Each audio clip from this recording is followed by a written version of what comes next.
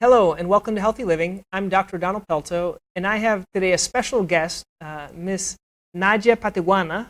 She is a nutritionist, and currently she's in Portugal, but she's from Mozambique, and we're going to be talking about intermittent fasting. So, Nadia, welcome to the show.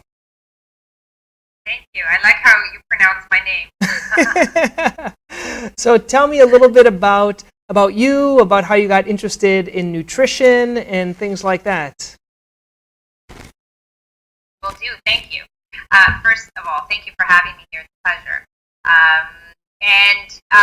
So I do dietary education. I'm a dietary coach for the IDM program, the Intensive Dietary Management Program. It's a program that is founded and run by Dr. Jason Fung and Megan Ramos. My background is in naturopathic medicine. So I went to school in Toronto, in Canada. I have an undergrad in biology, and then instead of going to regular medical school, I became interested in naturopathic medicine. So I did my 4-year training in naturopathic medicine, which is an interesting degree because it's a complementary medicine degree. It does have a fair amount of medical sciences mixed with alternative medicine. So I learned about traditional Chinese medicine. I learned acupuncture. I did acupuncture actually for quite a few years. I did like it quite a lot, and homeopathy and nutrition and counseling. So it was a nice degree. However, when you go off to work on your own, you kind of find your little niche. And for me, as you mentioned, I'm from Mozambique. So when I finished school, right after, as soon as I finished my board exams, I decided to go back to my home country. And I remember I left there when I was 1. So it was weird, but it was a dream that I had to go back to Mozambique. And so I did.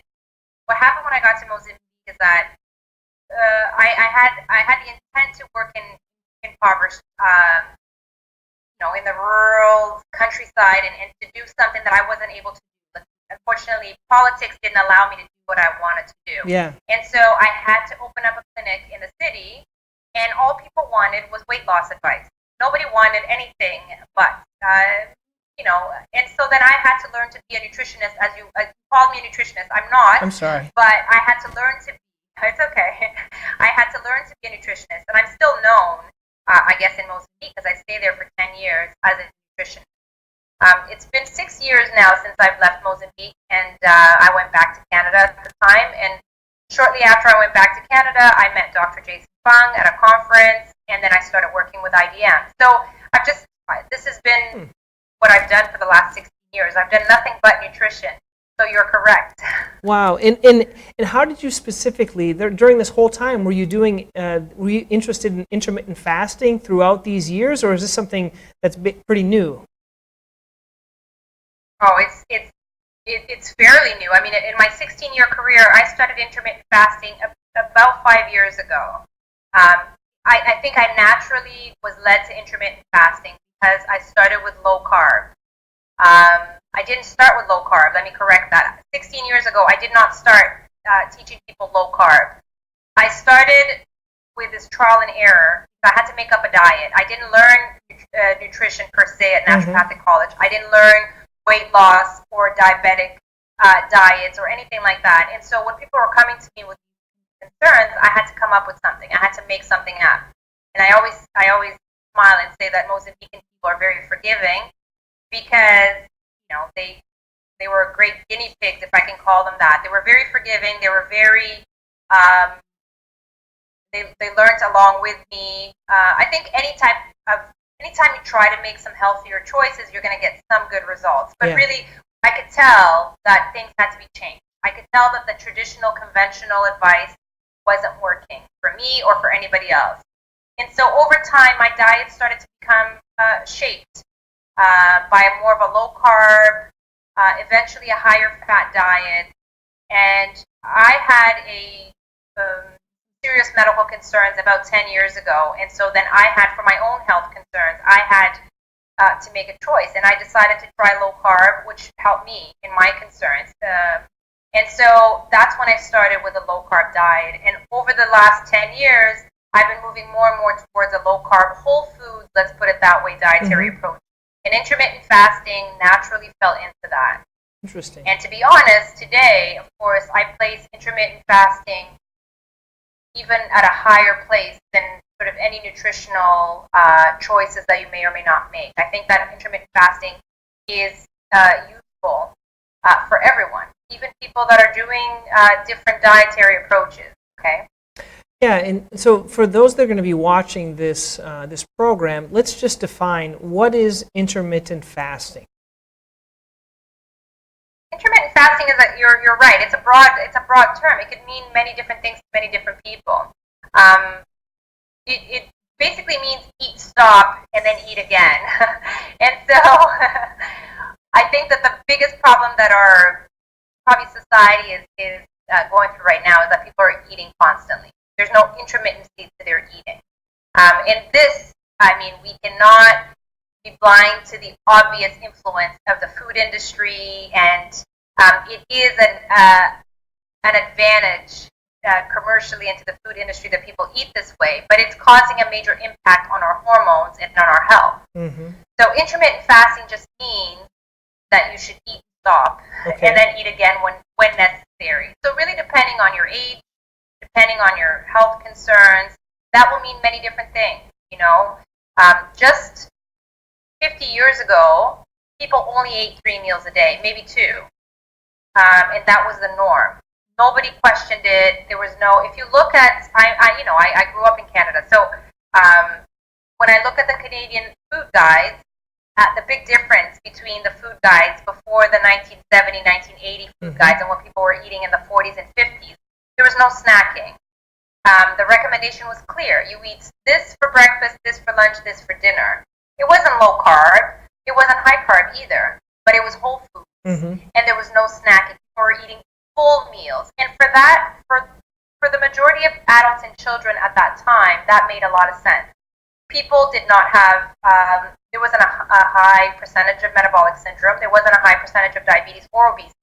So eating 3 full meals a day made tons of sense. And it still would make sense today to people that are metabolically healthy. But the problem is the newer statistics, and we see it in clinic and just in general, 8 to 9 out of 10 adults have metabolic syndrome. And so let's define for our listeners, what is metabolic syndrome for those that have never heard? Can you explain it simply? So metabolic syndrome is a combination of different expressions of a hormonal imbalance. We very much place a high weight on the root cause of metabolic syndrome, which is likely insulin resistance, a high insulin state, which is a hormone that's produced every time that you eat. Of course, certain foods will create a higher insulin response, and this is why the low-carb diet has become more known, because carbs in general will produce a higher insulin response. But what this means is that the more often you eat and the higher carbs you eat, and of course the more processed junk you eat, because all processed junk will have high insulin response. This will put you into this high insulin state, which will then lead to insulin resistance, and that sounds more familiar to people, because then people start to say, oh, insulin resistance, that means diabetes. You can be insulin resistant and not be diabetic. You can have different expressions of insulin resistance, but one of the expressions is diabetes. But metabolic syndrome, people that have metabolic syndrome tend to be overweight or at least have central obesity, the large waist to hip ratio. They may have some cardiovascular concerns. Of course, diabetes falls in there, and a whole bunch of other things. So metabolic syndrome used to be called syndrome X, X being the unknown factor. They didn't really know why people were having all these seemingly unrelated, high cholesterol, high blood pressure, and diabetes, and central obesity. Those things seem to all be unrelated, but people are getting them, and it chronically progressively getting worse. And so that's metabolic syndrome. And we're seeing metabolic syndrome in children, in teenagers, in young women, young men. And the root cause of it, in the majority of the cases, is high insulin. And we're creating this high insulin state because we're eating constantly. And we've been told, often when you're told the same thing over and over, you start to believe it to be true. And your doctor's telling you, I have nothing against doctors. I work with wonderful doctors. But when people around you that you respect and you look up to are telling you, because they believe it to be true, that eating many times a day is good for you. Eat small amounts many times a day. You do that. And so then our doctors are being taught this, unfortunately. Not really sure where the source initially came from, but it's just cascaded into this message that's been given over and over again, and people have believed it, and they believe it so strongly. Breakfast is the most important meal of the day. You need to eat 6 to 10 times a day, and people have been following that advice. And so in 50 years, we went from having very low rates of diabetes, very low rates of obesity, to having rocketed levels, epidemic. Yeah. And so I would venture to say the community that's going to be listening to this interview, a lot of them, either they have diabetes or they have family members that have diabetes. They have a few extra pounds that they'd like to shed. And I know you've probably been through the whole idea of eat less, work out more. We talk a lot about that, or in the book it talks about that, the obesity code, eat less, work out more, small meals. All these things don't work. People have tried different weight loss groups. In terms of, in your research and your experience, what's most effective? Why is intermittent fasting so effective, and is it possible for everyone to do it? I'm so glad you mentioned that. So Dr. Jason Fung, who's one of the co-founders of the program that I work for, he's written 4 books, but his first book, titled The Obesity Code, was what set this off, I think, for a great many of us. And the obesity code basically is defining the root cause of obesity, which many of us for many, many years, as we are both talking about right now, believe to be that people were eating too many calories and not moving enough. So that's the eat less, move more approach, which is also called CECO, calories in, calories out. So this is what, for the last 50 years, your doctor, my doctor, when I started working, this is what I was telling people: you need to eat small amounts more often, and you need to exercise more. Because we were told, and we believed that obesity was a caloric problem. It was too many people were consuming too many calories. We now not only believe, but we know that obesity is not a caloric problem. It is a hormonal problem. And it is caused in part, there are other hormones, but in great part by excess insulin, which again, every time you eat, no matter what you eat, you could be eating the healthiest, whatever you believe to be healthy, because that's again up for debate as well, what's healthy, what's not healthy. But every time that you eat, you're producing insulin. So if the problem, as Dr. Fung would say, is high insulin, then the solution is to lower insulin. There's really 3 really, but there's really 2 main ways to lower insulin. It's to eat less often, and to eat foods that are going to produce less of an insulin response. I can throw in a third. So eat less often, and that's called intermittent fasting. Eat earlier in the day, and that's called early time restricted feeding. And then eat whole foods. Eat foods that are going to have less of an insulin response. And all 3 of these can be very flexible. How often you eat, so how long you fast, that's really up to you. It's really up to your comfort level. It's up to your health condition. It's up to your doctor as well, right? Because you do have to be, if you have a medical concern, you do have to be properly medically supervised. How early you eat is going to really depend on lots of things. Your work schedule, how comfortable you are eating earlier in the day. But it is something that you can adapt to, and it will make a big difference.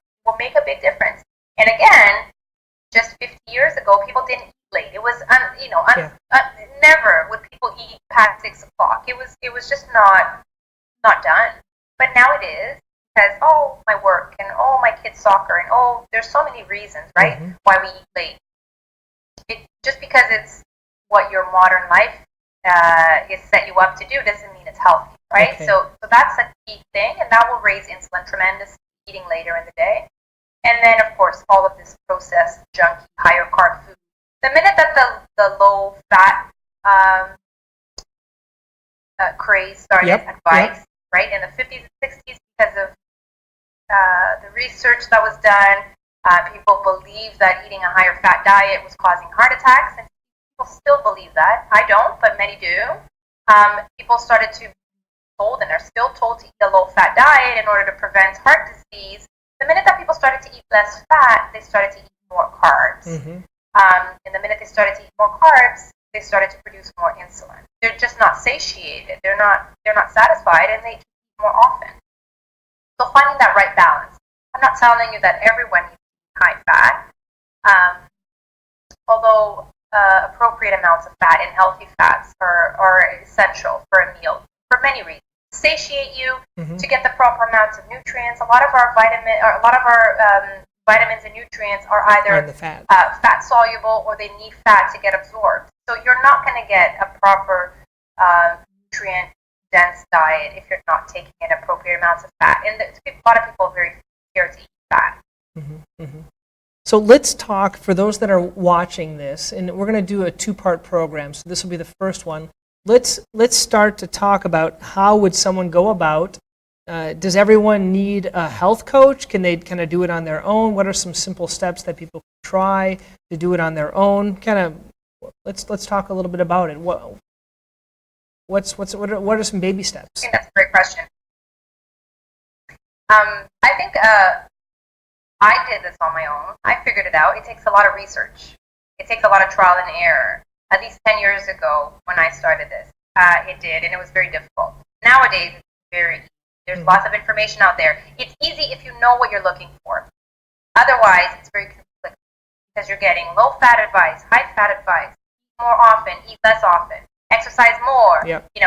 You're getting a lot of conflicting advice. But if you are confident in what you're going for, if your goal is to lower insulin, then the advice is not conflicting. It's very consistent, straight. This is why I think the Obesity Code book is a great place to start. Because if you understand that, if that makes sense to you, the amount of physicians that I have as clients, for me, I love it. Of course, I've always worked with physicians, so I like working with physicians, whether they're my colleagues or my clients, because the minute that you read something and you understand it and it makes sense to you, then everything else is very easy. So yes, I could be your coach and I can help you through this just to make your life easier, but you could also do this on your own. At this point, there are many resources out there. IDM, our program, it is an online program. It does have an immense amount of material that's available for free. It has a membership program that people can subscribe to on a monthly basis to get just the courses and the information constantly. And it's a very consistent message. But it does have the personalized coaching option too, for those that do want somebody to hold their hand through it, to help hold them accountable, to really help them figure this out. But if you know what you want, you know what you're looking for. If your objective is to lower insulin in order to lose weight or lower blood sugars or lower blood pressure or to get pregnant, there's so many, as I said, associated conditions to metabolic syndrome. Like for me, my major issue was I developed PCOS first, which is polycystic ovarian syndrome, which led to infertility. So I was having trouble getting pregnant. I wasn't necessarily overweight. In fact, I was underweight. But the snowball effect was quite quick. I did start to gain weight, then I developed diabetes, then I developed hypertension. And so it eventually cancer. It did lead me to realize that there was an underlying cause. So that's what there's an underlying cause to all of these things. And if I lower this, everything else will go away, and it did. My blood pressure went down, my blood sugars normalized, I started to ovulate, I had 2 children, et cetera, et cetera. Wow. So this is the thing. And is this something that's healthy for everyone to do? Are there certain people that shouldn't be doing this? It depends on how you define intermittent fasting. I mean, there's definitely a group of people that shouldn't do extended fast, right? You don't want children, pregnant women, lactating women, people that are in a growing stage to be eating, not eating enough. But you also don't want any of these people to be eating too often, right? You don't want children to develop metabolic syndrome at the age of 10, 9, 8, like we're seeing, right? You don't want children developing diabetes. Type 1 diabetes, of course, is a different situation, but type 2 diabetes, adult onset diabetes at 8, 9, 10 years old. So with children and with pregnant women and with lactating women and certain subset of people, you want them to follow what's called time-restricted feeding, meaning eat and stop, but eat the appropriate amount of times that you're supposed to eat during the day. And that's not up to me to to sort of general, there's a general sort of thing, but your coach or your medical doctor should, if they follow an intermittent fasting sort of guideline, because if you go to another doctor might tell you to eat that's what I was going to say. But, if they have a hard time finding where we're at, I've asked a lot of my colleagues that are physicians, and very few. I try to kind of evangelize them by giving them the book and this and that, and they have a really hard time. What happens if someone, their doctor, is a skeptic or I don't know, not willing, or you know what I'm saying? They get some kickback from the doctor. I guess they could show them the book and things like that, right? That's the challenge, I think, for you. It is a challenge, and it's a challenge, and there's no easy way around it. We get a lot of referrals from doctors. We have a physician network in our program. So if you go to our website, you can click and see all the physicians that support this all over the world. Of course, there's a lot more that are not on that network, but just a few. There's a few things, I think. Number one, it's not conventional. And a lot of doctors, a lot of nutritionists are in a critical place right now because there are a lot of doctors getting reprimanded for recommending low carb and intermittent fasting approach. Reprimanded, really? Yes. Wow. And so this is a concern. I'm not too worried about it myself because I sort of follow in a very gray area, but it might happen. But I do know it's a concern. So a lot of doctors, a lot of nutritionists don't even want to get into that. Okay. Then sometimes it's the doctors themselves, the nutritionists themselves, that are calling out their colleagues for doing this. They're saying it goes against the ethics and norm and whatnot. So that's a concern in and of themselves. For patients, though, for clients, it's a very easy thing. Well, I keep saying it's a very easy thing. It's obviously not. It's very challenging. But if you've done your own research, if you're very confident in the fact that the science is good, the science in the obesity code and in that diabetes code and the complete guide to fasting and the longevity solution, these are all the books that Dr. Fung has written. But there are many other doctors, journalists. I mean, the list is huge. If you go to one of the most, the new low-carb conferences and intermittent fasting conferences, you're going to get some high-grade medical research, cardiologists. I mean, we're talking really amazing, well-studied, brave people to come out here and to be standing up for the science, because the science is good, but it goes against a lot of norms. Yeah. And so it's challenging for clients and patients to, and your doctor doesn't have to necessarily agree with you. Your doctor has to do their part, which is to medically supervise you, make sure you're taking the adequate amount of medication if needed for your condition. If the condition is getting better and you need to adjust that medication, your physician needs to be able to help you do it. Even if they're lecturing you through it, even if they're saying, well, I don't know why your blood sugars are so low. I don't know what you're doing that's causing your blood sugars to be so low, but clearly you need to lower that medication. I don't know why your blood pressure is so low. Clearly you still need to lower that medication. Or, a ketogenic diet is going to kill you and intermittent fasting is going to kill you. But your medication is too high, you need to lower it. And that's what your doctor needs to do. Yeah. I know, as we're finishing up with this first session, the reason I got interested in it is I have patients that come into my office and they try to get in shape. And so I'm a foot doctor, which really should have nothing to do with intermittent fasting.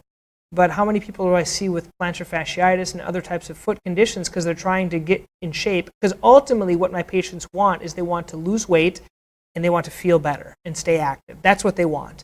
And what I'm doing is by giving them cortisone and things like that, I'm reducing their foot pain, but I'm not really giving them what they really want. And that's what kind of got me interested in the intermittent fasting.